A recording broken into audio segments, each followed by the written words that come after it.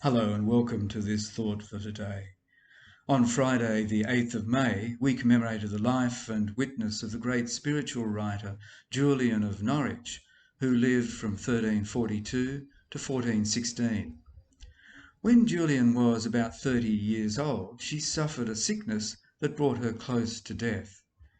In the depth of her illness, she had a vision of Jesus, and in that vision she heard Jesus say, "All shall be well. And all shall be well, and all manner of things shall be well." Mother Julian has much more to say to us as we isolate ourselves during this pandemic. She was an anchorite or anchoress. That is, she was virtually locked away in a room most of her adult life. This was not a punishment, but a life she chose so that she could be fully devoted to God. People came to seek her counsel and supported her needs.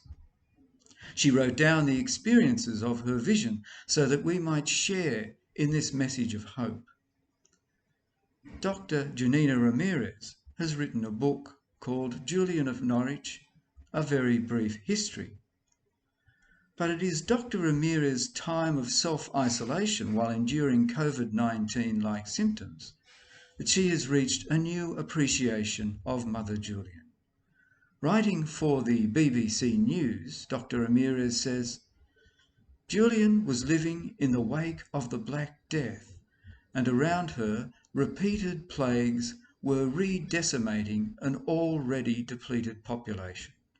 I think she was self-isolating. The other anchorites would have understood that by removing themselves from life, this would not only give them a chance of preserving their own life, but also of finding calm and quiet and focus in a chaotic world. I've never felt she was more relevant." Julian's kindness and positive vision shone through her writings. It's appropriate that the Gospel for Mother Julian comes from John's Gospel, chapter 14, verses 1 to 6. Here, Jesus promised that he goes to prepare a place for his followers in the Father's house is a wonderfully comforting image. And it's significant that Jesus offered these words of comfort as he faces his own suffering and death. They're spoken in the time between the Last Supper, when he shares bread and wine with his friends, and in John 13 washes their feet as a sign of servanthood. Between that time and when he faces his trial and death.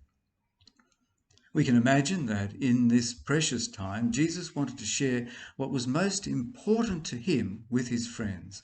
And so he offers this image of belonging, homecoming, and family. It's also an image of completeness.